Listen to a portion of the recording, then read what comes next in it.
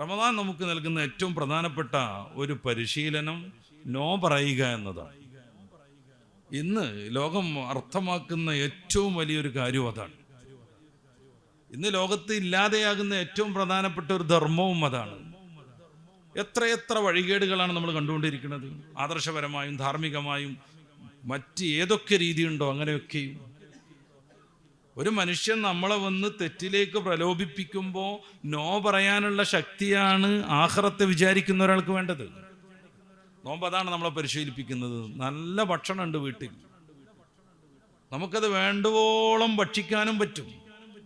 എല്ലാ പ്രലോഭനങ്ങളും ആ ഭക്ഷണത്തിലേക്ക് നമുക്കുണ്ടാവുകയും ചെയ്യുന്നു.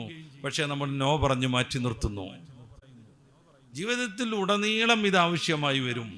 നമ്മളെ പ്രലോഭിപ്പിക്കാൻ ഏതൊക്കെ അധർമ്മങ്ങളുണ്ടോ, നമ്മുടെ വഴിത്താരയിൽ തഖ്വയിലേക്കുള്ള മുന്നേറ്റത്തിന് തടസ്സമായി ഏതൊക്കെ രീതിയിലുള്ള പ്രവണതകളുണ്ടോ, അതിനോടൊക്കെ നോ പറയാൻ പരിശുദ്ധ റമദാൻ നമ്മളെ പരിശീലിപ്പിക്കുന്നു. ഇന്ന് ഒരൊറ്റ ദിവസത്തെ ഒരൊറ്റ നിമിഷത്തെയൊക്കെ അശ്രദ്ധ കൊണ്ടാണ് പല ചെറുപ്പക്കാരുടെയും ജീവിതം സമൂലം മാറിപ്പോകുന്നത്. ഞാൻ നേരത്തെ സൂചിപ്പിച്ച വയലൻസുകളുടെ കാര്യം തന്നെ ഒന്ന് പരിശോധിച്ച് നോക്കാം. വളരെയേറെ മനോഹരമായി ജീവിക്കുന്ന ഒരു ചെറുപ്പക്കാരൻ, അദ്ദേഹം കേരളത്തിലെ പ്രമുഖമായ ചാനലുകളൊക്കെ വന്നിട്ട് അരമണിക്കൂറോളം അതേക്കുറിച്ച് തൻ്റെ ആത്മകഥ പറഞ്ഞു. 23 വയസ്സ് വരെയും സിഗരറ്റ് പോലും അയാൾ ഉപയോഗിച്ചിട്ടില്ല.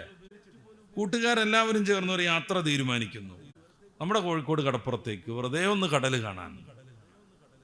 അവരങ്ങനെ സംസാരിച്ച് കടപ്പുറത്തിരിക്കുന്ന സമയത്താണ് ഇതിൽപ്പെട്ട ഒരാൾ ഇന്ന് കൂടുതൽ ചർച്ച ചെയ്യപ്പെട്ടുകൊണ്ടിരിക്കുന്ന രാസമയക്കുമരുന്നാകുന്ന MDMA ഈ കുട്ടിക്ക് പരിചയപ്പെടുത്തുന്നത്. ആദ്യമൊക്കെ അവൻ ദുർബലമായ രീതിയിൽ നോ പറഞ്ഞു നോക്കി. പക്ഷെ അവരതിൻ്റെ മഹത്വം പറഞ്ഞ് പ്രലോഭിപ്പിച്ചുകൊണ്ടേയിരുന്നു.